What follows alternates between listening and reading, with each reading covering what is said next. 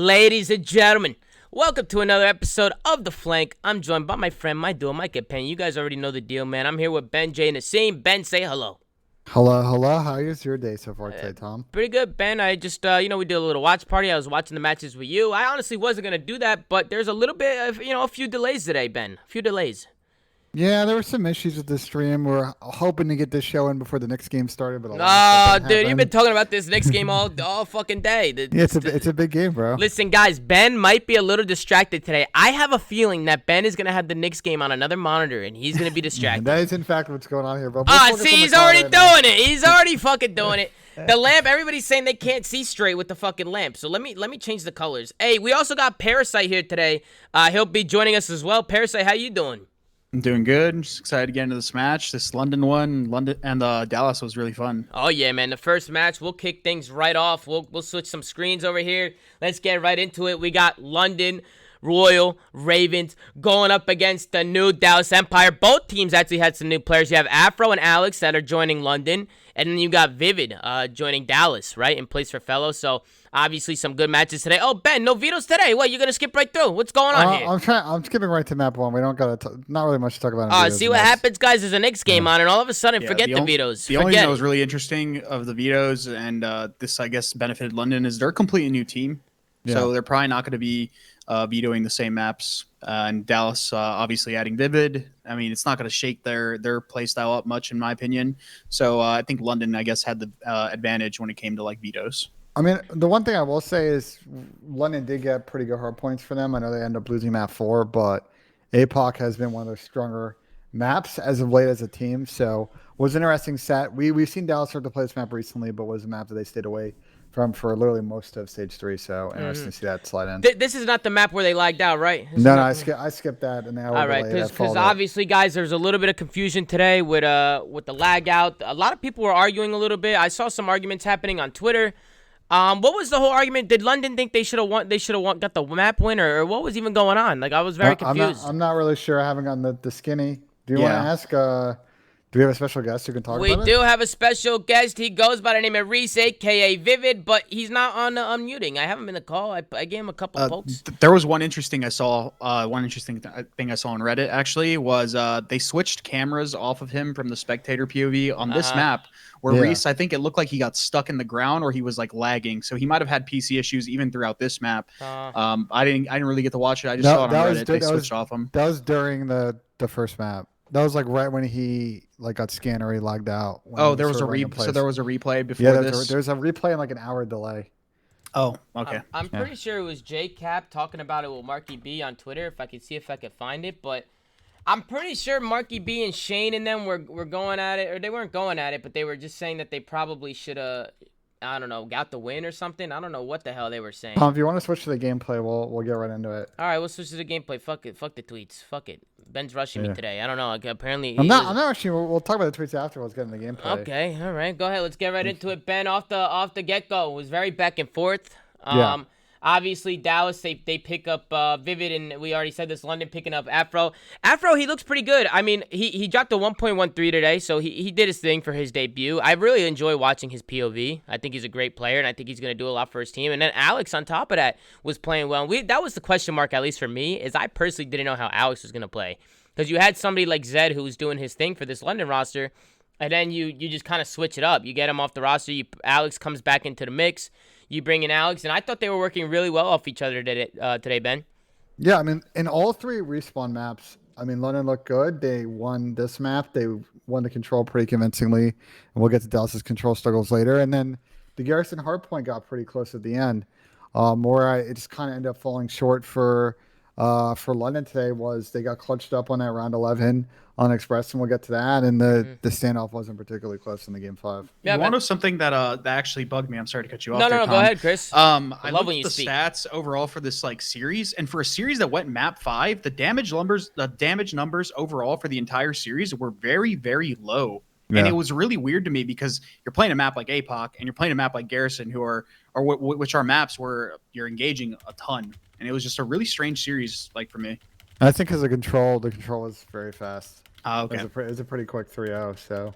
That makes sense. I actually got a response from Envoy. He said he might come on today. He said just to let him know when we're talking about the matches. So guys, I know you guys you guys wanted to talk to Envoy. So shout out to Dylan Envoy for possibly making time today. It's not a guarantee, but he might come on and show some love. So we appreciate map 4 you guys was not there. included, by the way, for the stats. So that's where the disparity is, I guess. That'll explain it. It wasn't included? Yeah, I don't know. That's what somebody said in the chat. I'm not entirely sure. Maybe they just didn't take them down and just didn't add them to the sheet. I'm not entirely sure what happened. They may just not got the damage stats. They might have to get them afterwards, but it's all good. But yeah, I think the story of this map came down to a couple of like weird plays on some P2s and some P4s. I'm gonna kind of skip ahead, guys. Sort of the tail end of this rotation. Dallas does a good job of sort of fighting back on this P1 and P2. Great streak by Illy, by the way. A lot of people have been questioning Illy, but the first couple maps he was really showing out. He ended up slowing down a little bit, but I mean, this guy, he went on a crazy streak. I just think the Krieg fits him a lot better. I'm gonna be honest. I feel like it's a do-it-all gun. I feel like he's able to do more with it. He can set himself up in better spots. He could just kind of play a little bit more kill hoary, to be honest. Where with a sub, you got to get a little bit more in the mix. You got to hit certain routes. There's certain things that you got to do. So I just personally think the Krieg fits him a lot better, and I don't know if you guys agree with me or not. I mean, based on the series, yeah, it definitely looks that way. We'll have to see how consistent he keeps playing, because that's always the worry with me with Ender, just from watching their team play. Even with the M4 meta, which was a better gun than the Krieg is now, he still had these really streaky. He had a really streaky play style where he'd play really well, and then other series he was playing abysmal. So we'll have to wait and see. But honestly, it was a good showing, at least for this map for sure, from Ender. Yeah, I mean, I agree with your take, and like the consistency out of him. Really, both of any of their AR players, let's be honest, has been a problem for them all season. I think it's a little bit of their control problems as well. So if he can find a form now, they've got Reese Vivid. Seems like between Shotzi and Vivid, they should be sorted at the sub part. If they can get kind of the flex roll and they are some more consistency, I think that will help them out. I think the other thing with the Vivid move too that I think will help them out is search has been a huge problem for them all year. Control recently as well. Vivid's been a fantastic S&D player ever since he joined LA Gorillas last year. If he can bring a few extra kills in the S&Ds and they can kind of start to get more informed in that map, they're going to clutch up more series and put themselves in a position to kind of get back in that top 4 conversation. Yeah, I think Vivid started a little slow today. I think it's going to take some time for him to get, into this roster a little bit. It's always hard, man, when you get put into a roster and they already have a certain way of playing and you're kind of the new guy on the block. It's very difficult at the highest level, guys, to really get into rhythm and really start to, get your confidence in there. So I think Vivid, as the series went on, he looked like he got more comfortable as time went on. So I think, if you give this Dallas team a little bit more time, I think they have a lot of potential to be a great team. And to be honest, they were going up against a difficult team too. I think both these teams were in the honeymoon stage, and I think both these teams have incredible players on their roster. So this was a really good match. And Ben, I see that you paused when Illy was using this streak at the end. Anything that caught your eye here? Yeah, I mean, I would have gotten back and forth. This is a good play, not bad play. I mean, I think they were in a position where the streak wasn't a bad play. What did become an issue is they got on the site here, and then they just got 0 kills. And they got 0 kills and then spawned out. And that was basically the game at this point. It did get a little bit mixy on the P5 and let it play through. But ultimately, they kind of whiffed and didn't get anything from this investment. They ended up having to fight for a break on P5, which they got for a few seconds and then got broke back. Alex made the play there. He got a 3 from the side of Coop. And going back to that streak, though, it is a really tricky. It's really tricky to streak, and especially with the cruise missile on this map, because a lot of the hills that you could streak, like even P2s this way, there's a lot of foliage like on the top of the map, so it gets really hard to actually curve your streak accurately when you're not used to it, I guess. Yeah. No, I don't mind the streak usage at all. I thought it was a good time for him to use it, but London did a good job getting the kills and just making it mixy and flipping those spawns out. Dallas was able to get in, but if I remember correctly, Paul Lex gets the entry. London gets some kills and they end up closing this series out. So I mean, just a good map one out of London to come out on this first series, and just especially after the restart, it's always hard when you're frying and then something happens and you have to restart the match. So good composure out of them to just come out and take this first map against Dallas. But then we go into an Express S&D, and this was another good one, Ben. Yeah, I mean, we'll watch a couple of select rounds and then we'll watch round 11. I think you have 2 really good Express teams. They matched up, and it was a well-played map. Both teams have a lot of confidence on defense to rotate from site to site and set it for retakes. And then offense, I mean, we'll talk about the play. I mean, dude, Shotzi on the A bomb side is a problem on offense. His movement, his ability to get out of danger, and his finesse is unbelievable. Yeah, it's just the playmaking ability that kid has is insane. I mean, I feel like he could just bail himself out of so many just bad situations. It's honestly so fun to watch. I love watching a kid play. Bro, I feel like it always gets to this point, that time of the year, where certain players just hit that form. They're hitting their MVP form, and it's that time for Shotzi. Like, I feel like midway towards the end of the year, he just has all his routes down. He has all his spots down. He has his movement clean. Like, people get better as the year goes on, as they play the game. Well, you guys got to remember, we play a new game every year, so constantly players are learning new movements, new different things, different spots. And this Shotzi guy, man, he could play. I'm a big fan. I love watching it. And we'll obviously pull it up and see some individual play. But London, they go up 3-0 off the break, Ben.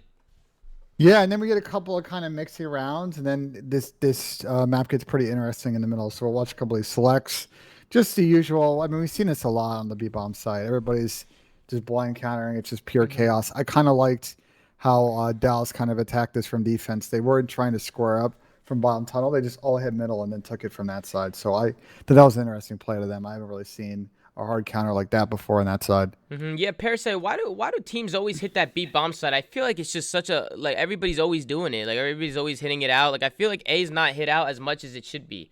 Yeah, it's definitely a 50-50 going down there to B, especially on the offense, because if they just like counter it well, they're going to beat you every time. I mean, they beat you to the top of the stairs, they beat you to mid, etc. And that's literally what you saw Dallas do. Yeah. They got the players mid with zero information from London, and they just got blind countered. At the end of the day, when you're hitting B like that, you're pretty much relying on you just catching one or two of them like off guard, or just hoping that no one's there and they're playing for a retake. And I would have liked to see London kind of like, especially with, going with the 3-0 lead, playing slower, like slowing down the pace. You saw a lot of like 3 quick mixy rounds where London ended up getting the better of Empire, but that's where you want to switch up the pace. Yeah. Because at that point, Dallas is going to start, adapting, trying to counter. Yeah, exactly. Right. Counter what you're doing. That's what Dallas did. You'll watch these offensive rounds that Dallas played at the end of this map. They just slowed it down. They waited for London to get antsy and make mistakes, and end up the rounds got a little mixy, but Dallas was able to kind of clutch up in those situations. Yeah, it's a mind game. It's a mind game, and I think that's like the biggest thing. I think teams need to learn how to adapt in the middle of an S&D. If things aren't going your way, or even if things are going your way, you have to do the unpredictable. And if you get to a point where you're predictable, you're gonna get comeback on it. And that's exactly what happened in London here. Dallas did a good job just adapting to what they saw. They probably calmed it and just realized that they need to make some changes, and that's what they did.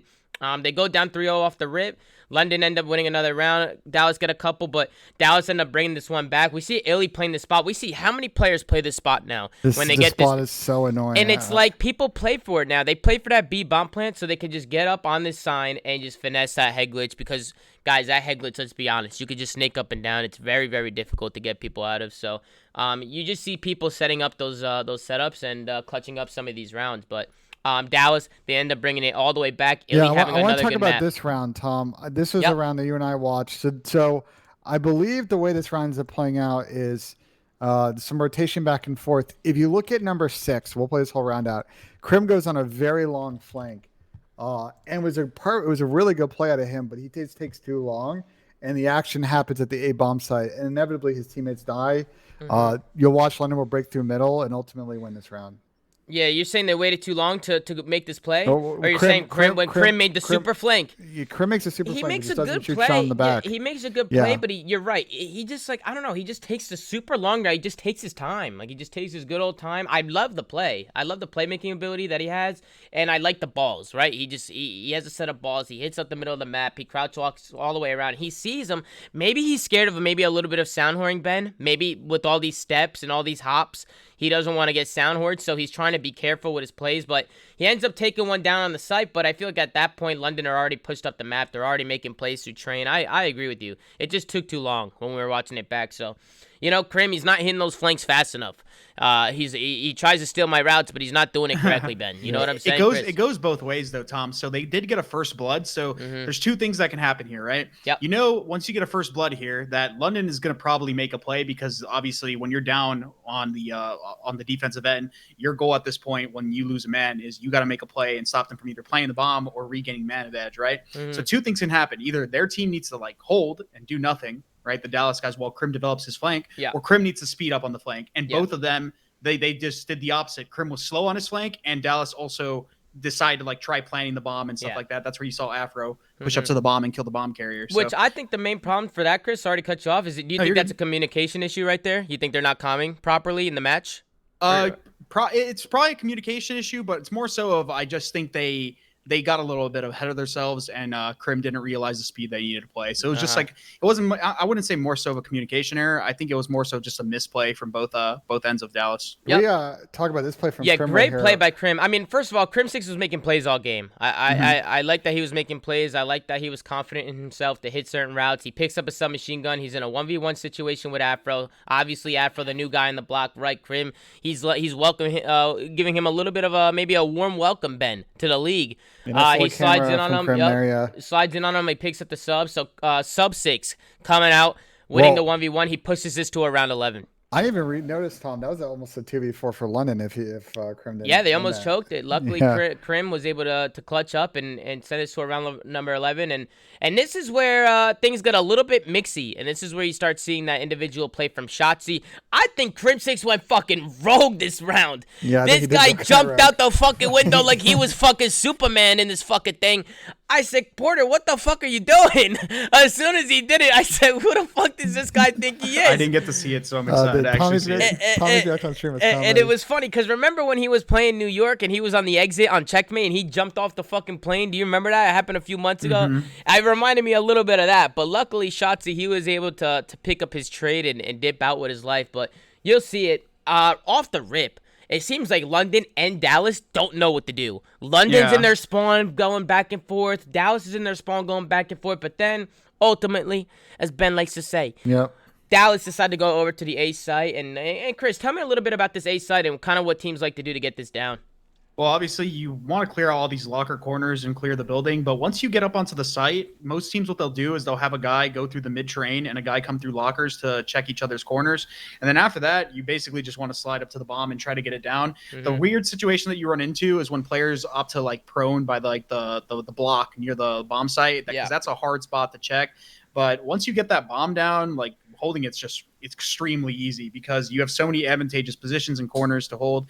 And that's I guess what you saw Dallas do here once they got the bomb down. I think it's easy to hold, but I think you have to be quick on it, because I think if teams wait too long, Chris, I feel like they can get pinched out. There's so many places where people could come from, and if they corner themselves into this little building on the A site, I feel like sometimes you're just putting yourself in a shit spot. But I think Dallas does a good job getting that bomb down. They make a quick decision. They get it down 2v2 situation. This is where Chris, look at him, look. Where the fuck is he going, Chris? This guy jumps out of the fucking window like he's fucking Batman and shit. And I'm like, what the fuck? But Shotzzy again. He picks up the trade. He gets out with his life. He's like a little slithering snake all around the map. He's all over the place. He's hard to keep track of, and he just makes a good heads-up play and ends up clutching the 1v2. So Crim6 with a little bit of a distraction. And Shotzzy with a big trade ends up getting out with his life, and we send this to a map number 3 with the series tied up at 1. We go into a garrison control, and this one got real mixy real fast, Ben. Yeah, we keep using the word mixy. So here's my thing about London on this map is, and you and I kind of noticed this when we were watching this, I think they run 3 subs a lot on this map, and I think it's a good play to them because it gives them a lot of speed, especially on offense. And they go for a strat we haven't seen a lot of teams do. We've seen FaZe do it. And at least one other team, but not a lot of teams have like say this is YOLO A off the start, get a couple of techs, and then we'll work B, and it'll make our lives easier at the end of the round. Just a really good offensive play from London. They had won the defense prior. They ended up just getting a 3-0, just a full speed, 2 defenses and 1 nice offense. It happened so fast. It was just good plays by London, to be honest. So when I actually played on London, and I'm still fairly sure they keep the same philosophy of how they play control. The reason they run 3 subs, and they even do it sometimes on other maps, like in situational like niche scenarios. The reason they do this is because a lot of the time what they'll do is if they get pushed up on the map, right, and they're exchanging kills, a lot of the time map position comes down to like a race, right? Yeah. And at least before, with the meta with the sub actually being quicker and the Krig being slower, even with the pistol, it became to a point where if you just had subs, you were out aggressing the other team and beating them to spots when you had map control. So I guess that's like what their theory is in terms of why they run 3 subs a lot of the time in controls. I don't mind it. I don't mind it. I think it's exciting to watch, and I think they just put the pressure on the other team. They force them to make plays. They just put the ball in their court. You know what I'm saying? As long as you're never getting like spawn trapped, running 3 subs is actually really good because it, like I said, it just allows you to keep reinforcing positionings, and especially on this map, you find a lot of close range engagements, and it just makes you a lot harder to trap. Yeah. Especially on offensive rounds. No, 100%. So London, they do a great job. Alex went huge here on this offensive round, picking up a big 2-piece. Once you cut that 8 point, it's easy sailing. We know how hard it is to get that 8 point. So if a team could come out, get that 8 point, and now you have Alex just roaming bricks, just being a nuisance. It delays Dallas's push. London's able to get onto that B point and just work some kills and just take this round. Once they go up 2-0, it's pretty much smooth sailing, Ben. Yeah, I mean, well, at this point, we'll kind of skip through the rest of this round. They get another set of kills, and it's basically over at this point. As you'll watch, they'll suss out the guy top green. It's a 3 dead. They kill the guy in lights, who's Krim, and it's basically over at this point. And then the defense, well, we've seen this time and time again on this map. They just put Dallas in that mega blender spawn trap. They can't get any kind of control. They get spawning all the way back P3, and they go ahead and they close this out. It was a big map and a big... a decent series from Alex. Well, as we play this out, I'll say on the London side, I think this, even though they end up losing this series, I think you feel pretty good about where you're at as a team. You had really good plays out of Alex and Afro today. Not a great series out of Sean, but, it was like a -8, -9 in kills. It's not awfully that bad. I think for London, we know that this group's going to be chaotic. Florida beat Toronto yesterday. There might be a lot of upsets in this group. You lose one, that's all good. If you can go ahead and grab 3 W's in this group, you might be in a good position to make winners. Yeah, 100%. Yeah. They're a good team. I really like what I saw for Alex because obviously I teamed with Alex for a very short stint on London before he went home, and he's really playing a lot better from what I've seen in this series, at least than he did prior. You really need that break essentially is what he got because he didn't even play challengers when he was back home. You're right. With the EU, he didn't play anything, so he full on took his break, made sure that he was good and ready to come back and fry, and just to see him do well is great. Yeah, no, that's a good point, Chris. I mean, sometimes when you're out of the game for a little while, you kind of lose that touch and you need to get back into it. But I don't know if he was playing a little bit on the side, maybe not on challengers, but I'm sure he still held the controller. He's still been playing a little bit. But you're right, Chris. If I know anything about him, he was shooting bots because that's what he loved to do. That's what he does. He just listens to music and shoots bots. So at least his shot was there. But I'm happy to see that. His situational plays and all that stuff were on point in this series. 100%. We know that the ceiling that this kid can hit. So that was the question mark for me, is how is Alex going to play in this series? And, I mean, just look at the POV. It's just the eye test, right? You watch him play. You see he's moving good. He's shooting good. It's always good watching him play. So shout out to the London guys, man. Regardless, they lost the series today. But I just really enjoyed watching them play. We actually had a listen in here from London. Let's go on board with them and see how they're sounding. Fucking 2p5. Really weak. There's 2p5. They might go arch. Go arch. I think he slid to the arch. 2 arches, 2 to 2. They're coming in.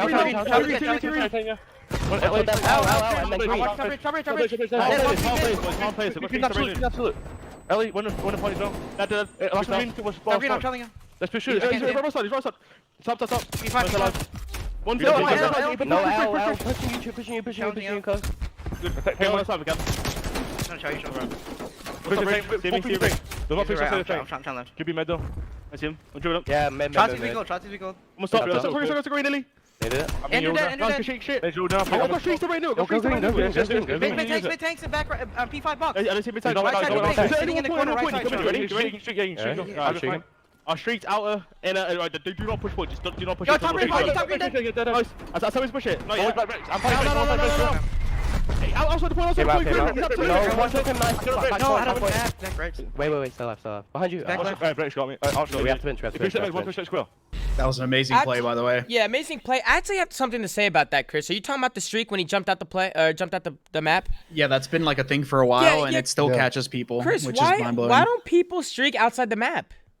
I couldn't tell you. You know honestly. what I'm saying? Put the first streak. Easy kill if you streak outside the map. Yeah, streak out. Put one outside the map. Put one on the green behind the green tank, and then put one by the hop up. Get them off hill. Just focus on getting the guys off the hill so that at least they can get in. I just feel like the play is so predictable now. I've seen that play happen 20 times, Chris. Yeah, Ender loves doing that, but Krim actually did it. What I would have liked to see them do is you put one on the ramp on the outside of the map, you put one on the ledge underneath the map, like behind it, and then you put the other one like towards the brick door, and that covers literally every single part of the hill. And even if they opt to stay on the point. So a lot of people don't know this. The artillery doesn't actually just blow up on impact. Like if it's like a certain level above the impact of the artillery, it'll kill them, even if it's like not actually hitting on the same floor as them. So it probably would have killed them even if they stayed on the point. So you're saying it doesn't matter what level the streak hits on, it'll still hit them? You're saying? Yeah. The only times that's not really a thing is on raid. So like you can lay down on the outer border and it won't hit you on like the P5. But other than that, like it would have hit him if he was in the hill, if he put it on both sides of the outside. So yeah. No, I see what you're saying. Regardless, great play at I think it was Reese, right? It was Vivid who Reese and Krim, both of them. Krim ended up getting traded, and Reese was also out the map and came back in and got the remainder of the kills. Yeah, I don't know what the hell Reese is doing, by the way. He's sitting in the TeamSpeak. He's muted out, but I don't know. We'll see if he ends up unmuting and joining us on the show. But if not, it's all good. Give him a poke. Yeah, I gave him a few pokes. I don't want to bug him. I think he was eating. He said he wants to eat, so we'll let the guy eat. But the poll in the chat, Afro, the English weekend. He kind of does look like the weekend a little bit. You know what I'm saying? But shout out to Afro, man, because I personally think he had a good debut. But Dallas, they end up closing this one out. Ben, was there anything else that you want to talk about? This one out. Well, let's talk about how this map ends. I mean, barely. They almost choked. They almost choked. They almost choked right here. It was so bad. They're about to win by. We were freaking out, guys. Points, and then we'll play the situation out. They get in kind of a little bit of trouble in the P1, and then they get chained to P2. And luckily, they end up only having like 4 seconds left, so London kind of gets stuck between the P2 P3 rotation. But it was looking a little bit slow for us there for a sec. TJ Haley in the chat said that Afro looks like Dashy.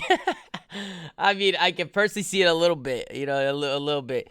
But listen, man, I don't know what was going on here, but just know that I was ready to roast Crim6 to an oblivion if they would have choked it. Yeah, that was a big win by Alex. I couldn't believe that this was happening. I think London just did a great job getting into this P2 hill and holding it from the front because it allowed them to keep those P2 spawns or those P3 spawns and just able to change some hills here. I think if Dallas wasn't able to get in and break that last hill, this would have been over. I couldn't believe what I was watching. Krim went for a good play of his teammates. This is a great play. This is a good play. But then he kind of ended up in no man's land, which is kind of unfortunate for him because I thought he was making a good ass play. At this point, then no, Dallas needed to go here. They needed to go, and he where needed the go buttons at? He was making the go. Well, I feel like they just waited too long. And now look, London was able to flood in. I just feel like Dallas needs to hit a little bit of a go button there. But they were set up. They were set up for the W if they didn't die. Krim was going to spawn kill everybody.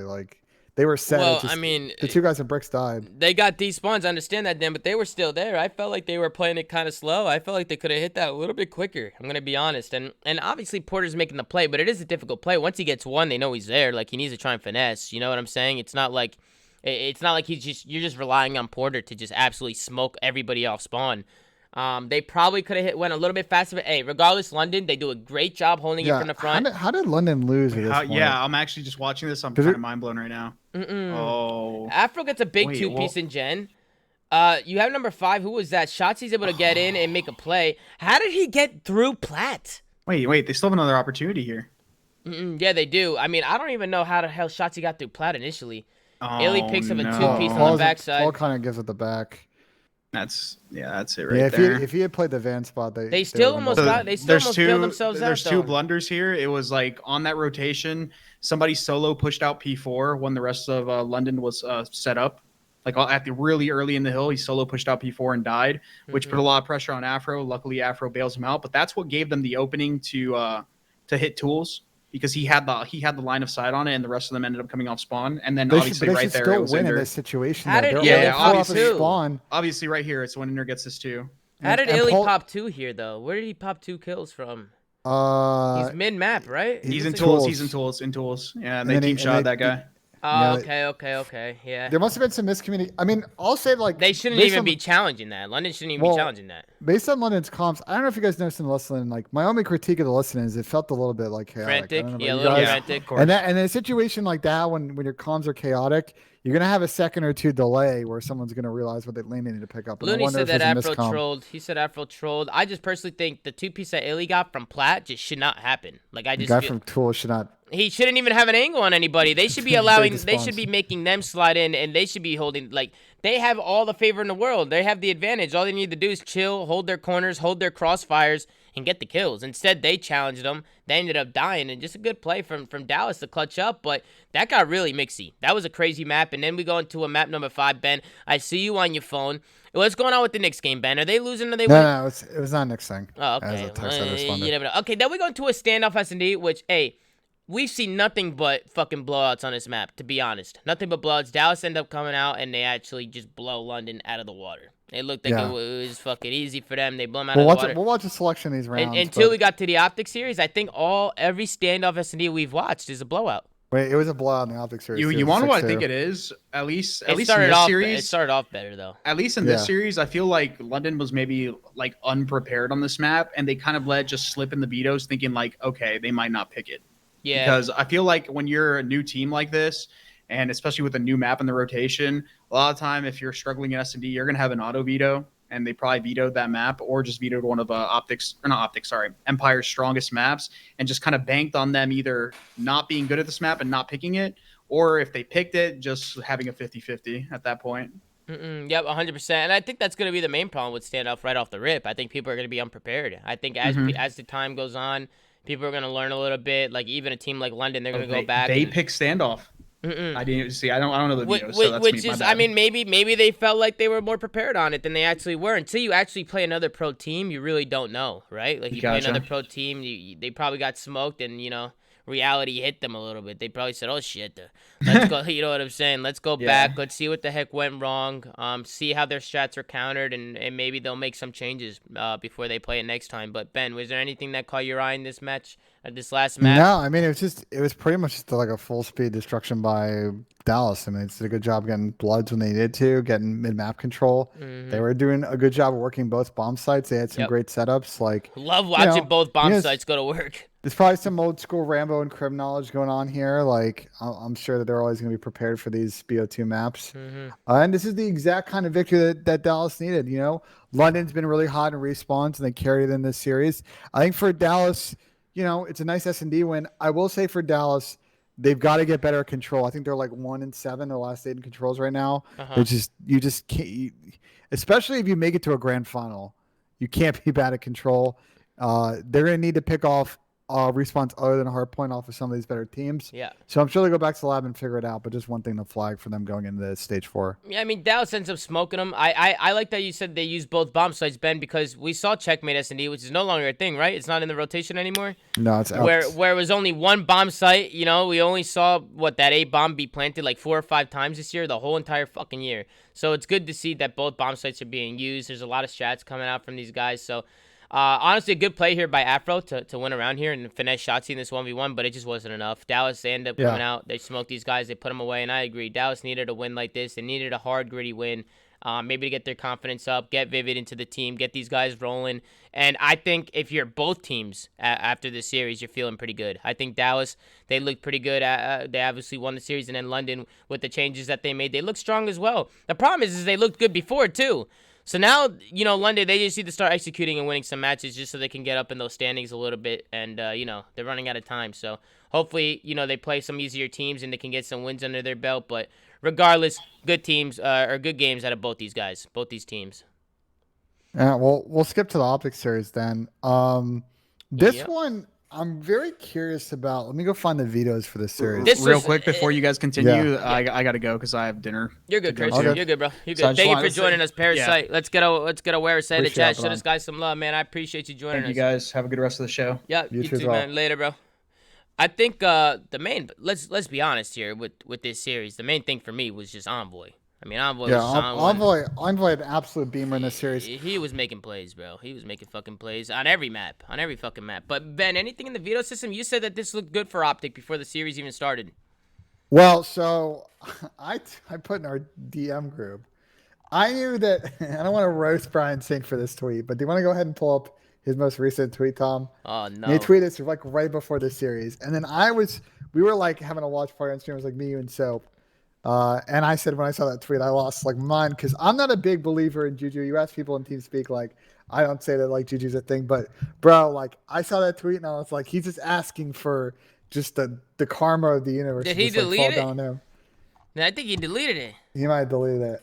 I don't see anything. You're talking about the reservation that he made? Yeah, he talked about how he had a dinner reservation. Nah, like, he deleted it. I don't see nothing. The tweet was, "Why am I not surprised our match is starting 2 hours late? The one night of the week that I have dinner plans." Damn, that's crazy. You think they got a little bit of bad juju there, Ben? That's what I'm saying. Like that's a tough tweet to tweet out. Your team gets 3-0. Like that's not ideal. I don't know. Hey, what are you gonna do? You know, what really caught your eye on this veto system? Why do you think OpTic won the vetoes here? So, I think the Minnesota's map pool for hardpoint is minuscule, and I think that they ended up getting a set of 2 maps, a Moscow, which they've struggled in all year, and a Garrison hardpoint where OpTic's been really good as of late.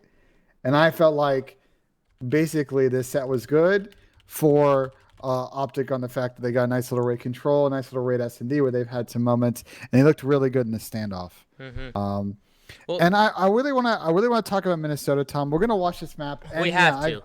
I know Minnesota makes like a pretty crazy comeback and they almost win this, but we have been talking about this all year. I still do not understand how this team right now is statistically the worst team in hardpoint. With the talent that they have on this team, Standy, Attach, Priesta, Major Maniac now for accuracy, and this team is winning less hardpoints than a team like LA Gorillas. Like I don't quite understand. Well, what do you think it is? You don't know. I mean, it's hard to say. Watching them play, I feel like they don't get ahead of the game. I mean, they make a lot of dumb mistakes in this map, too. On top of that, you have Envoy fucking in their face. Just he started off 8-1 with streaks to kick things off. I mean, OpTic, they're able to get all the time, or most of the time on P1. They're able to flip spawns for that P2, so they just go up 100 points right off the rip. Yeah. On top of that, they have streaks to deal with. So just a good play from OpTic to start off hot. And then we also saw that pinch from Standy, right, where Minnesota finally had a chance to come back into the map, which they actually did. Minnesota did come back, but we did see some mistakes. But we do have an Astro Gaming listening from OpTic Chicago. Let's go on board and see how they sound. Wait, he's middle. Standy, he was elbow. He was elbow. Middle dead, undershort. On the stairs. Nice job. Get that time. Flashing over, I'm gonna go. Go. Someone go flash. Nothing flash hold. Wood door third. Attach wood door. I have Attach wood door weak. Every wood door set, if he comes back. Attach one shot wood door on me. Close mid as well. He's Attach that wood door. Actually mid close to you, Seth. Bank. Yeah, I'm about to pinch. Bank priest. He's left side. I'm pitching. One shot bank. He's right here, Matt. That's one. Priest and bank dead. Priest Nice, bank dead. I'm helping the pillar. Go help bank. Yeah, I have help bank. Nothing bank. Bank, major. One shot plus. Top us. Major. One shot still. Pillars on me. Pillars dead. Last guy still major. Yeah, Major dead. nice job. Good job. All street. Priest dead. Yeah, stay there. Another one front. Nice, Help. 2. Keep blocking, Matt. I've got window. Yo, attach these streets. You went globe, and the other guy's wrapping mid. Deep Globe Priest attached. dead. One's P1. Major deep. Yeah, watch the last. Tree, one shot major. Pinching, guys. I'm watching I have glass. glass. Yep, glass. Good window. Upside front, priest though. Glass Hello, window. front, guys. Nothing glass pinch. I got one. Yo, priest in front. Another one rat. Okay, Sandy, he's going rat door. Rat window. I don't see priest Nice, dead. two. Yo, front left ready. Major. Left heady. Grab time. Let's push two. Yeah, Third go, cup, priest. No. I'll slide out window, okay? Yo, one's back street. Look at me window. I'm laying down planner. I'm sliding cross mat. Yo, one's deep street, full flash. Deep right. Another guy's double. Is he I car think. spot? I He's think car he's spot. double. And one's planners. Attach one shot planner. All good. You got 3. Responder. You got attached to street. Yo, let's hit P1. Hit P1. Yeah, I'm gonna Yeah. Wait, you go SC set? Yeah, let's go. Attach to street on me? I'm already going to hill. SC's flank. He's challenging. I'm gonna shut it off right here, Ben. The comps sound good. This is when Standy hit the super duper flank and flipped out of those P2 spawns. Bro, this guy hit a master pinch, and I don't know if they're not commenting, but bro, when he's hitting that pinch, like he needs to be calling out to be blocking those spawns, or I don't know if he did, but and they don't even turn. I think they have no idea. And I think we were watching this back, Ben, and we were like, if Lamar was, or at least I said, Lamar wouldn't let this happen. Accuracy would not let this happen. That was a crazy, like Minnesota had a chance to really bring it back, and they did. They obviously brought it back, but I think right there, Standy needs to be careful with some of the routes that he's taking. I think right there, he needs to make sure that he's either calming that, and if he did, they're obviously not listening to him. So that was an interesting play. OpTic, they're able to flip out after a big street hill. They just give OpTic too much of a lead. Like, these points matter. Like, all these hills matter. It comes down to all these little mistakes. The Minnesota starts coming back here. As you watch this comeback, like, I want to go back to finish my point. I think, like, the issue if you watch Minnesota play, and you'll notice it at times, like, when we watch into this map, I just feel like they fail at 2 points. they feel like getting ahead of the game and like holding a hill and then beating the other team in the next rotation and chaining hills. And I feel like they really struggle to just get like aggressive after they get 3 or 4 kills. They just play so passive and so tight, and there's just no like fluidity. Yeah. It's not about playing fast. It's about like playing really playing really good timings and playing like swarming offense. They just really struggle with it at times. Yeah, it's like no go. You're saying they need a little bit more of a go button, is what you're pretty much. Yeah, saying. that's kind of what I'm saying. Yeah, definitely no go buttons. To sum it up, I mean, and we say it all the time. At least I do. You know, you got to make use of your kills, because if you don't, the game's just gonna feel a lot harder than what it's supposed to be. And that's probably what it does feel like for some of these guys. You have a lot of talented players on Minnesota, and they're probably finishing these maps just thinking like, what the fuck? Like, Attach is probably sitting there, Press is probably sitting there, like, it just feels so hard. Like, it just feels difficult. Like, the game's not coming to them. These games should feel a lot easier to them. But I just feel like they're not on the same page. They're just not on the same page. They haven't been on the same page. I don't think it's necessarily that. I just think that, like, let's look at the players they have on their team as we kind of, again, like, Minnesota does a good job on this hill, and we'll start kind of coming back here. I think, like, if you look at the personnel, Standy's really good, but, like, it still sometimes makes some questionable plays in hard point, and I think he makes things real mixy. You have Preston, who is a fast player that now moved into a flex. He's slowing down. You have Dylan on a sub, and Dylan's not the fastest sub in the world. Like he is going to play a little bit more, like, slow and methodical. And then Major Maniac is not a fast player. So, like, there's just not a lot, like you said, there's just not a lot of go buttons on this team in hard point. They're not making, like, really, like, good heads-up timing plays, or, like, really, like, high-risk 50-50 plays that it's going to rely on the skill to make that are going to have high reward. So, I don't know. I personally think, like, they're kind of at the point of hard point where they just need to rethink if their system's really going to work, because all year they have struggled in this game mode, and it's going to kill them in this group. It's going to kill them in a group that is going to end up being kind of a crazy one, with them and OpTic and Thieves and FaZe. They could grab some wins here if they can just get better at hard point, but you just can't handicap yourself in a game mode where there's 2 per series. Yep. No, I mean, come on, man. Like, hardpoint is like one of the most important modes. I mean, we talk about S&D winning championships, but you have to be good at every game mode to win events and to win series like this. So they really need to start picking up the pace in the respawns. They have to. Like, the hardpoint, it's how you open up the series. It's the first map of the series. So it's just little mistakes, little pacing issues. It's just a bunch of little things, and I'm just hoping that they could somehow put it all together for the end of this year, because they have the talent to do it, but I don't know. And it's hard to put my finger on it. It really is. It really is hard to put my finger on it, but at the end of the day, they have the right pieces, I think. Ben, you don't see them making any more changes, do you? I mean, what changes are they gonna make? I don't know. But, that's why I'm like asking you. I'm like, I wonder if we'll see any changes at all. Probably not. If I'm going to be honest, I just know a lot of people have been asking that, you know, pick up this guy, pick up Tom Gravity, pick up Zinni, this, bada bing, bada bing. I don't know if any of those guys are going to... It's not going to fix anything. It's not going to fix anything. I just feel like the whole core of the team's just not working right now.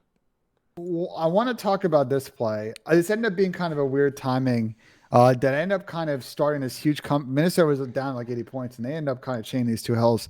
Because watch what happens. So Envoy hits Eskies and dies, and then Formal hits the hill from half full. And the sum total of this is Major Maniac's able to get in the back and win this 1-on-1 versus Dashy and get his team spawns.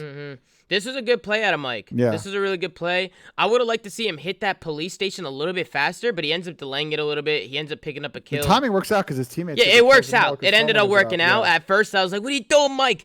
You know, push through. But he ends up, he gets the kill. He waits for his teammates. Standy ends up getting a big kill here. He ends up getting one off ult, which is good because Scump can't flank now. And then he picks up Envoy. So there's a big 2-piece out of Standy. Right here, I was like, oh, shit. I was like, Minnesota... They're spawning Eskies, like they're in a good spot here. Right, and you got to think, like, Minnesota, they're making so many little mistakes, and there's so many times where I just felt like they could have played their situationals a little bit better. And they're making this really close. They're making this a game, and it's just like if they can really just clean up some of the things that they're doing. But I just feel like we've been saying that all year. You know what I'm saying, Ben? This is a weird...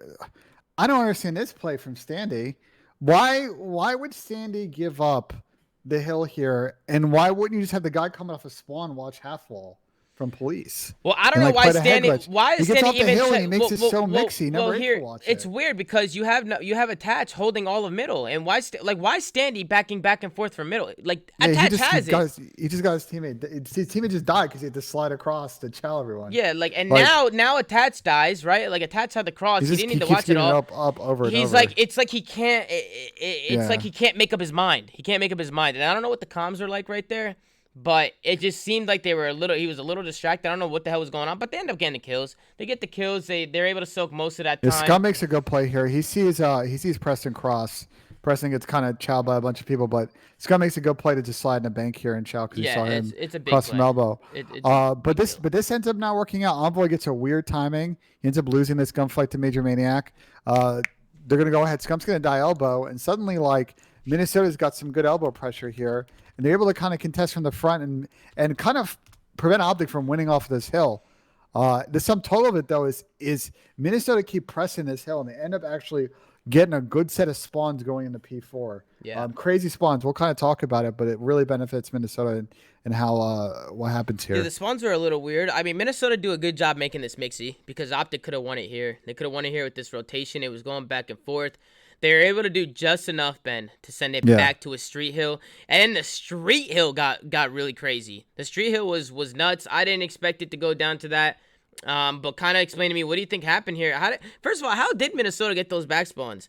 Is it because everybody on OpTic pushed out elbow? Yeah, they just had no pushed one blocking out. it back. They pushed They had out. no one saying library. Right here, I was a little nervous. I was like, what the heck's going on here? Like, we might see a crazy choke out of OpTic. Luckily for the boys, they ended up clutching up.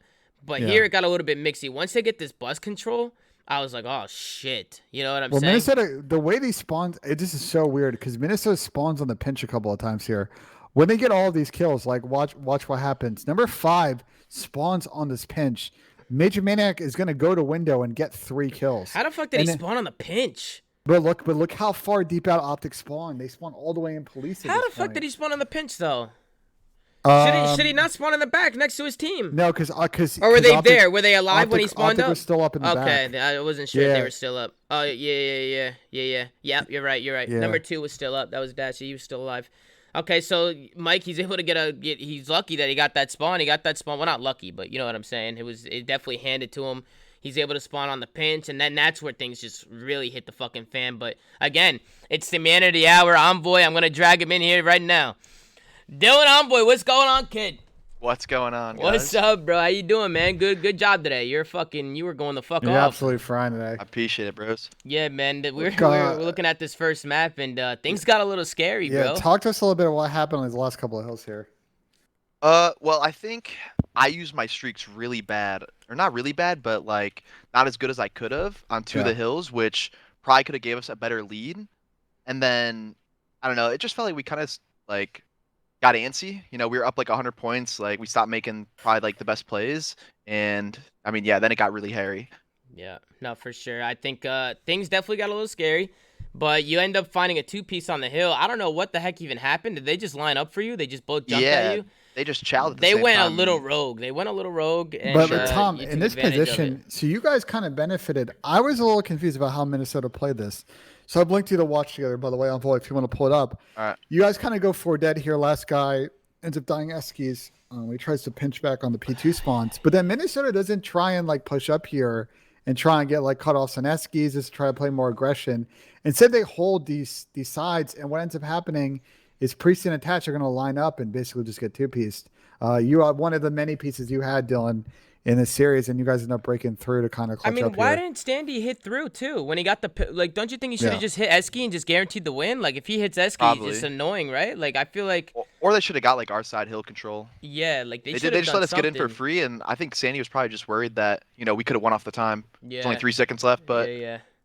True, he wanted to flood back the hill, but I mean, regardless, I personally think if he hits Eski right there, it's just more of a nuisance. You guys can't just slide in, he can get those crossfires and just kind of help his team a little bit more. But regardless, you ended up going big, and then we go into the standoff S&D where again you were making fucking plays. You popped a fucking 3-piece with a Diamati, which is that was a layup for sure. Yeah, I don't know what the hell that was. I thought there was only 2 guys, and Seth was calling them both 1 shot, and then I saw the guy that was full health. I was like, this guy's capping so hard, and then I turned, there was 2. And then you made the fucking god play on the flank when you like crawled under the plat and they didn't see you and you went all the way around. That was a good ass play too. So just watching you make those plays was super exciting to watch. But what is it about standoff, man? That you guys were you guys prepared? You did a lot of practice on this. Did you guys talk over this map at all? I mean, obviously you did, but how you guys feeling with the new map and the rotation? I mean, it definitely sucks that it was out for check, but honestly, I think standoff's a really good search map, and I played it like the last 2 years in like those Black Ops 2 throwbacks or whatever. Yeah. So I kind of had like a feel of what I wanted to do. It was more or less just getting everyone on the same page, and we feel like that. We've been doing a really good job in respawn and search recently of just working as a unit, soloing people out, and yeah. Go ahead, Tom. No, you can go ahead, Ben. Go ahead. Yeah, I was gonna talk a little bit of that play that Major Maniac made. We can pull up the video later. People were asking how you get on that wall. We were checking it right after. My coach was on it, so. Yeah, Troy Sender was on the move. Harris said he was on the show earlier, made a video on how you do it. You basically stare at a leaf and jump up. Yeah, so. It was very interesting. I don't know how people find this shit, but I mean, you guys look up in the air, you stare at a fucking leaf, and you jump up, and apparently you can get on that spot, which was an interesting spot. It definitely caught you guys off guard. You guys had no idea about that, right? No, not at all. I think one of the first rounds I hit back alley, and I saw Sandy and Major there, and Major was just jumping over the wall, and I'm like, what is this guy doing? But he must have been trying to get like in that spot a couple of the rounds. Yeah, that's probably what they were doing. This is a 3K round here. You just got a really good timing. They line up, nice little 3K with a pistol. GG's. Yeah, see you later. That was nice. Have a good day. It's always have a good day. Always a play, but good play. I mean, you guys go down 2-0 off the rip, but they don't. Do they? Minnesota doesn't win around after this, no? Didn't you guys just? Yeah, we won 6 straight. 6 straight. Jesus fuck. Did you guys adapt to anything they were doing? Did you guys notice something that they were doing in their setup and you just kind of adapted to it, or are you just kind of playing your own game? I mean, definitely playing our own game, but I mean, especially on a new map like this, you really just gotta feel out like what teams like to do. Yeah. And like watching most teams play this map, these last 2 days, everyone just plays so scared, so scared to take control of anything. Like, I don't know. They definitely just messed up giving up full map control every round. Yeah, I mean, the best S&D teams make plays. They always have people making plays. You have a lot of players making individual plays. I mean, I feel like you're the main guy in your team making those individual plays, like always trying to make something happen, always trying to pick up those first bloods.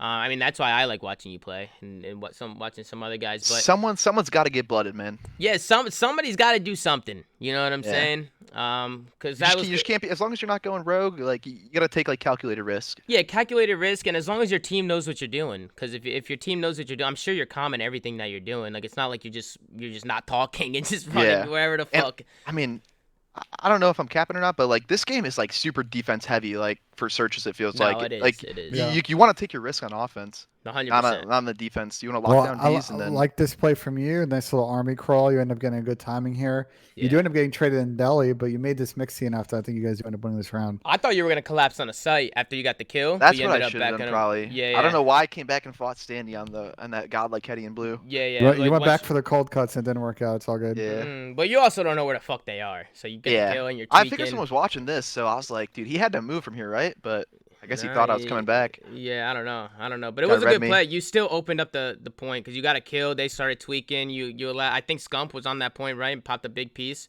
Yeah. And he did his thing. I mean, dude, I feel like you and Scump have been fucking doing your thing. Dude, Scump's been doing his fucking thing in S&D. He has. He's a fucking S&D star. He's a menace, bro. He's a fucking menace. So he pops a big 3-piece. I saw Dashy tweet about this, but explain for viewers like what happened here with him at the beginning of this round. So I know there's like a glitch going around that you get stuck on your start screen or you get stuck in like the chat and where you can't like move at all and the start screen's on your thing, and that's what happened to him. And basically we just couldn't play this whole round because he was camped in spawn. Why is it always happening? It's always happening to Bruce, bro. I swear it always is. Some bullshit, bro. I don't know. It's actually crazy too because I mean that happened to us, and then also in the control. I don't know if anyone noticed, but we got a new internet line installed here, and we keep getting connection interrupted for like 10-15 seconds. So we have to like figure out how to fix that. But it happened in the control in the first round where they had 2 ticks at B and they already got an A, and we still won the round. So some serious adversity, and like we still won the round. I was kind of mind blown. What happened to some packet loss? What happened to the pause feature? They want to do that here? No pause feature? I thought that was a thing. Yeah, we were kind of mind blown about that too. Yeah, I thought this would be perfect time for the pause feature, and so they ended it. So we like waited out the whole 4-2 round just thinking that they'd pause the game, you know? Yeah, I don't know. That was really weird. I thought they were just gonna pause it and then just get it all fixed and then just run it. But I don't know. You guys end up closing it. You win 6 rounds straight. So just good job out of you guys to go up 2-0. And then we go into the third map where that was kind of just your fucking. I feel like you're always doing some crazy shit on raid control, bro. I don't know. You're always running around spawn trapping and shit. You're all over the map. People let me in their base, bro. I gotta get mixy. Yeah, man, you get mixy. You're running all over the place. I mean, this is pretty much just a wipe. You were in kitchen, like on a streak, just running around. I was like, this guy's just doing what he wants. Like, this series is probably over. But Tom, this situation, like, and by the way, Envoy, you guys played this perfectly, but like, Minnesota has the B bomb site for free here, and look what they do, Tom. How many times have we talked about what you do in this situation? Yeah. I don't know. You're saying you want number 6 to get on that point? Is that what you're saying? Yeah. Well, get on the site and try to trade the guy on the pinch. Instead, they don't stack and they don't end up getting really the traction they need. I think they do end up kind of backdooring. You the think second. they get that? They with don't get the second tick. Yeah, they get the second they'll tick get for it, right? sure. They 100% have got it. Yeah, we talk about that. We talk about that like all the time, especially in matches where teams play so much slower. Stacking the point is just always like, you know, the go-to. Yeah. Like, why not? You know, get all the ticks you can, especially with OT now being like tick oriented. Yeah. No, 100%. Yeah. So Ben, you were talking about that during the watch party. You were so pissed off when they didn't stack that point. You start flipping out, but I don't know. We talking about it on the show all the time. How teams like they just don't do it. Like when they get the kills, for some reason, there's always somebody just pushing out a cut or just trying to do something that they probably shouldn't have, and it ends up hurting them. But I think somebody ends up hitting a pinch bedroom. Well, and just making a play. Then they end up in this setup. Like what? Before this, we all froze. Before this, we all froze for 10 seconds. You froze? Yeah, like we got connection interrupted because our internet's fucked up right now. Oh shit! What? So yo, watch. I'm number 3. Look, I'm frozen. Oh yeah, you're right. What the fuck? I didn't even catch that. Yeah, and they still didn't even get the point. I would have been losing. Look, full. Matt didn't even shoot back. I would have been losing full, bro. What the fuck? Yeah, no idea. That's actually wild. It happened to us in a scrim Well, earlier, and we just talked about it. Like, you know, if it happens in the match, like, no one lose full because we'll be back in 10 seconds. How the fuck? And Standy went fucking rogue. They went rogue because they had 2 guys in kitchen. They just had a 3rd guy in the point and 1 guy in kitchen. Just kind of like, I mean, if you think someone's coming from middle, just watch your cross. They have everything. If you have 3 people on the point, the guy winner is just trading. You get those 2 guys in kitchen on the point. You get everybody on the point. Just all you could do is just stay down and just make them jump out of money window. They can't do anything. I mean, how hard is it when you're like, look at them now. Look at them jumping out of money window and they're just getting put into a blender. I mean, they definitely made some mistakes here. They definitely made some mistakes. When they get the kills, they have to get on the point. And I didn't even catch that you guys froze for 10 seconds. That should have been a free fucking dub for Minnesota. Yeah, I mean, they had no clue, so they weren't even like pushing the point. But from our point of view, we connection interrupted 15 seconds, and we still won the round. What were the comms like when you guys froze? Were y'all tripping? Nah, because it happened earlier in the scrim, so like we just all went silent for a second and wait to come back. Yeah, I don't know. I didn't even catch that. This round was the Envoy show. We'll watch this whole thing back. I mean, dude, you were just getting piece after piece after piece, getting streaks. I mean, Mesa just had no answer for the plays that you were making on the map.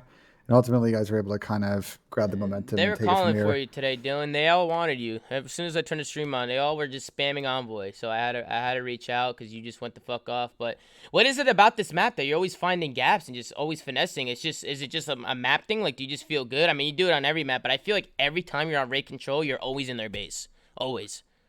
Yeah, I mean, like, it's definitely like power spot to be like in someone's base or some shit. But I think any team that has the kitchen control, it's going to be hard on the other team to even break that open. It happens at raid hardpoint all the time where people just get blown out because if you get out rotated or they beat you to power spots, like chances are you're taking unfavored fights. Yeah. You know, like we could 3 run into kitchen, they could be a guy money and a guy behind the pillar, and we all 3 die. You know, and then you're back to square one. Yeah. No, for sure. I think right here, just you staying alive and just them knowing that you're there, it's just being so annoying. Like they don't have an answer for it. And I like how you just keep... Hold on. That's my goal too. What? I mean, they obviously don't know where you are. What's the problem, Ben? No, I just feel like Mike played this so weird. He just sat on statue and was just got gunned. I mean, you even see number 8. Look at him. He's like tweaking. Yeah, He's trying to look for they think you're bulling it like somewhere in jungle, and you guys end up getting that cap they don't know where he is. They have no idea. Yeah, they don't know. You're just chilling in kitchen. Then you get a 2 here. I'm pretty sure you get a 2 piece. I come back and get a 2. You get 1. You back up. You end up. Well, going Dylan just flies around the corner here. And then you get the trades, and they just keep single challenging you over and over. But like you're still making the plays and being so annoying. Your team just rotate over and you make this so easy for your team to just stack the point and get the kills. Yeah, right here. I thought you were gonna I thought you were gonna slide into money, like keep finessing. I thought you were gonna keep going, to be honest. But just good plays. I mean, after all of that, look, your team got the 8 point. It did my job. Yeah, your team got the 8 point. You got your team back on that B point. I think Formal gets a big 1-on-1 here.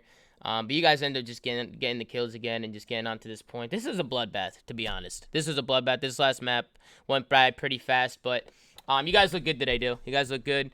You guys feeling confident? You guys were watching stuff back. I didn't want to rush you, but I know you guys probably made some mistakes. And we're like that Moscow, like it definitely got out of hand, so I had to watch that back. And then there's any pickups on standoff because it's such a new map. I'm sure there's tons of like different teams that know like little things that we don't yet. Yeah. Just want to like pick up on that stuff. And I mean, the biggest thing with our team recently is we just been preaching like to play in practice as if it's a match. Play our lives. Don't be challenged because those tendencies, the tendencies mean everything. Because chances are you're gonna like when you don't know what to do in a match, you're gonna resort back to your tendencies. Yeah. And like if they're bad, then you're probably going rogue. We used to have that same problem when we were scrimming, just like doing stupid shit in practice because there was nothing on the line, and those tendencies were picking up at matches. So I think that's a good mindset to have.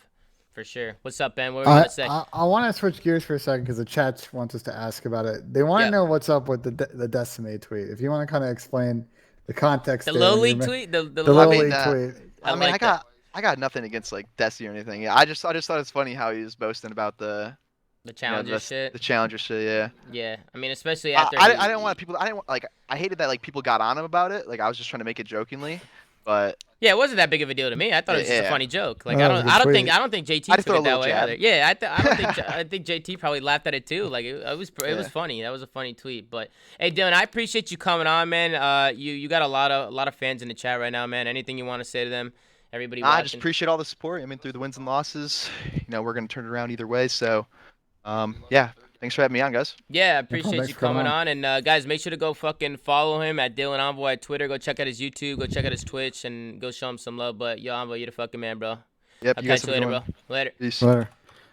People wanted us to watch the formal interview, so let's watch it. We'll do predictions. Yeah, we can watch it. Guys, I see a lot of people saying, Zoomaa, you're so nice to the OpTic guys. I said, what do you want me to be, a fucking asshole to these guys? Oh, asshole. What the fuck's going on, Dylan? What the fuck happened? What do you want me to act like a fucking prick? The fuck is wrong with you guys? My God, there's always a fucking problem. I'm an asshole. I'm fucking mean. I'm nice. I'm too soft. Fuck you. Yeah, let's turn it up.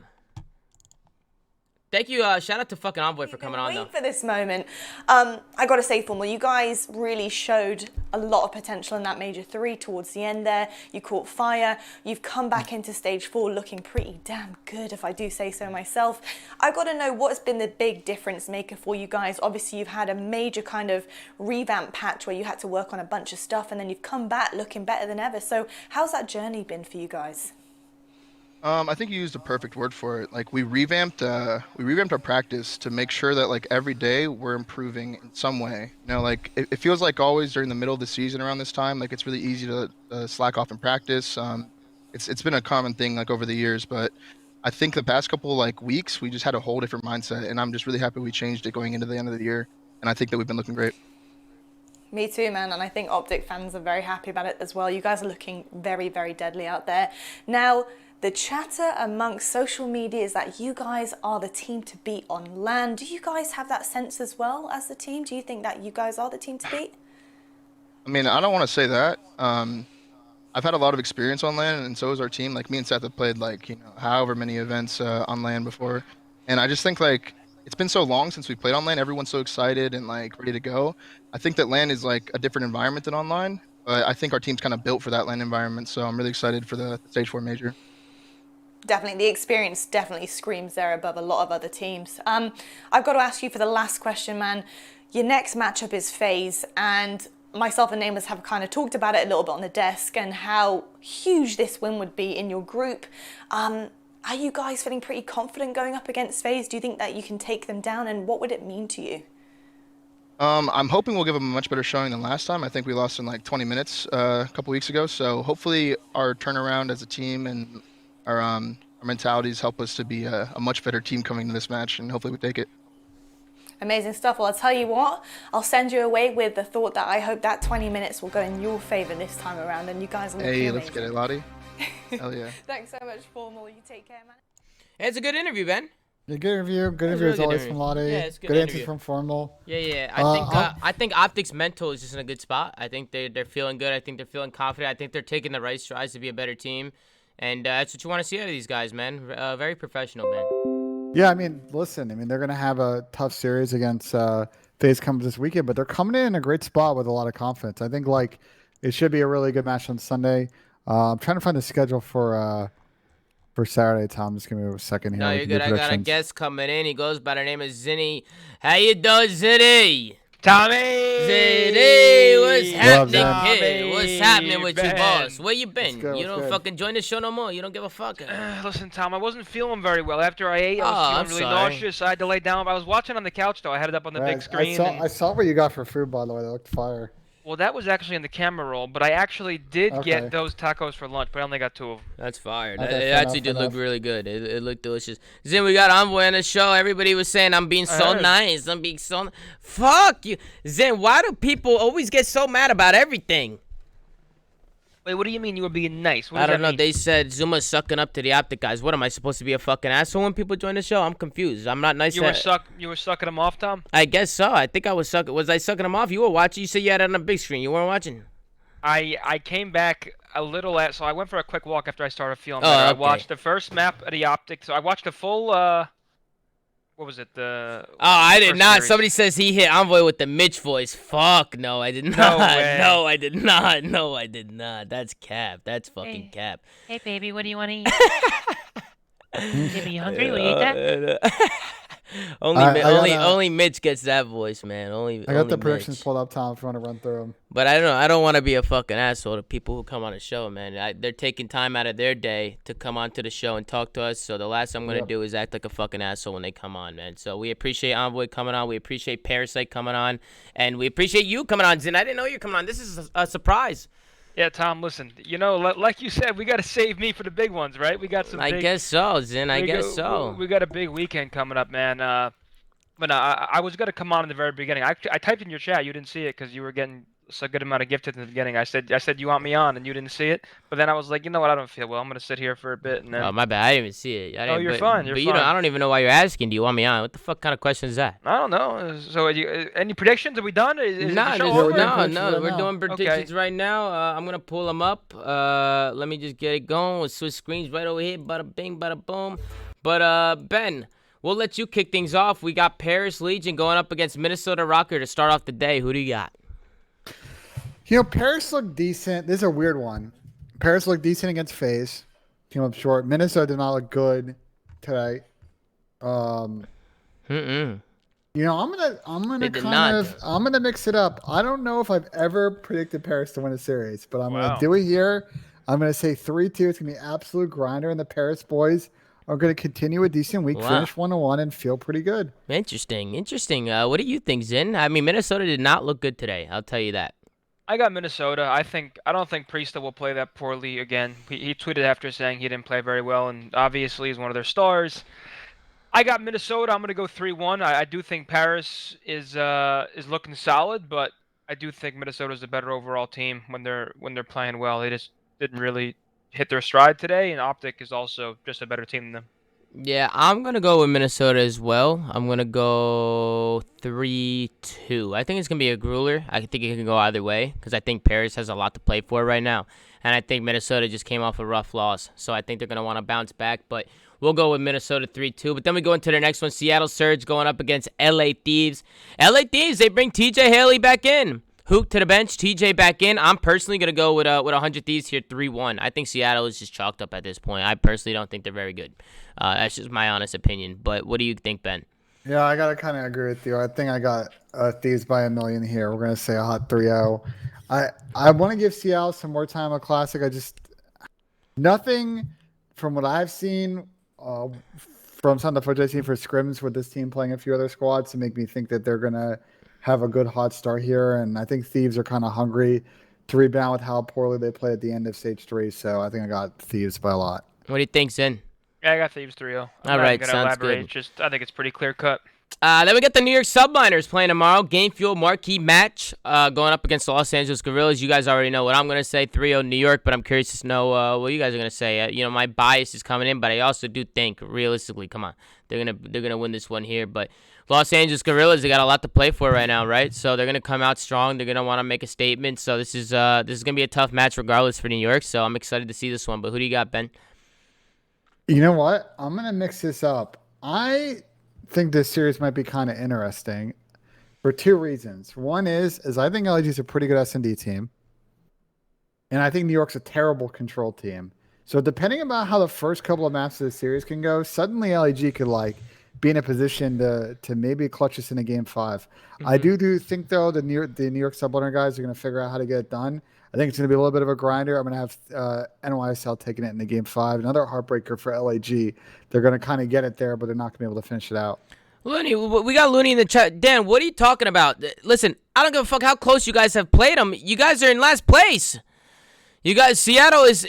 Let's go. Let's be honest here, Dan. You guys are not not you guys. I mean, you're not fucking in the roster. But I'm saying they're not looking good. Christ. I mean, he's in the chat. He's like the last time this and that and that. What do you mean, Dan? What are you talking about? Right now, I mean, we're in last place. We were in last place both times. I'm so confused on what you're trying to say, Dan. I'm going to be honest. Join the TeamSpeak. I think Seattle was up 2-0 versus Thieves, and then he said something happened, but I don't remember what happened. I forget. I don't know what he's trying to say, but, I mean, I'm just going to be honest. I just don't think Seattle's very good right now, and I'm tired of, giving these guys chances, man. They just don't look good. Listen, I'm going 3-2 LAG. I think LAG is going to go up 2-1 in the series. And New York's winning the next two. Like what Ben said, I think New York's strong. I think LAG is pretty strong at search, and then control. I think they could take. I don't see them coming close to winning a hardpoint versus them. I think they're one of, if not the best hardpoint teams in the game right there. Yeah, I mean, this is a series. New York's issue and where they ran into trouble against FaZe was in those controls. New York's got to get better at that game mode. This would be a nice rebound if they can get the controls here, but this series can get sideways if New York loses map 1. LG is going to have a chance on map 2 and map 3. Important for New York to come out here and take the first map, I believe. Yeah. Then I see some people giving Looney some fucking shit in the chat. Hey, fucking, let's put some respect on Looney's name, man. I wasn't trying to fucking just roast fucking Dan. I wasn't roasting Dan at all. I'm just saying Seattle just hasn't been looking good. I mean, they were in last place last year, last place now. See how they kind of asshole. They've been kind of meat guys. What do you want me to say? You want me to be? You want me to say? Yeah, I mean they have a chance. I don't think they have a chance. I think they're gonna get smoked. That's my honest opinion. And also put respect on Looney's name because he's a seasoned vet. He's won a lot of events. So I mean, Dan, you don't care. I know you don't give a fuck. I'm saying mostly for the people in the chat. But let's go into some questions, man. We got some questions in the chat. I know some people were asking. Deeprof gave me a $10 donation. He said, another W show. Question for you guys. Envoy played lights out today, but do you think the whole narrative of him overflanking shook OpTic's confidence a bit? Seems like he's back to his best, and their comms being much better helps those plays he makes. What do you think? I take this one. Yeah, go ahead. I think the X factor in the team has been the same person all year, and it's not Envoy, it's Dashy. Dashy wasn't playing well on the stretch where they were playing terrible. He switched to the mill stop, and he's been frying. I think when he is on level, they are very competitive in this series. When he's not playing well, they really struggle. Well, Formal also wasn't great either. Formal's also playing really good too. And also, I listened to their listens, and I think Formal may have the best comms in the game. I'm not kidding. He's a good communicator, and fucking, I don't know. I feel like it's just a completely different team. I think, like you said, the two ARs were struggling. Now they're not. Yeah, pretty clear cut. No, I agree. He has really good comms. That's always been a thing with him. I feel like a lot of people have always said that about his comms. He's just an IGL. And he's also very calm in games. I feel like he doesn't freak out. No, he talks bro, when I talk that quick, I start stuttering like a motherfucker. He's weak behind ring. You sound like Drazo when you talk quick. Go fuck yourself. All right, fuck me then. Forget it. But listen, I know there's got to be some more questions in the chat. What is your top 3 players right now in Cold War? And Ben, you can't say ASIM because first we all know. Oh, that's Yusuf. That's Acel's little brother who asked that question. You should slide that in? I don't know. Top 3 players in Cold War, who would you go with? Abizi, right? Abizi's got to be one. Abizi and Simp. And then who would you put in that third spot? I mean, I feel like you could put a lot of people in that third spot right now. It's hard to say. It's really hard to say. Stop T3 answering those is top so- three. It was T3 is so Asim's hard. little brother, Dan. You wanted me to ignore Asim's little brother's question? I had to answer. We're not eager. Come on, Dan. Come on.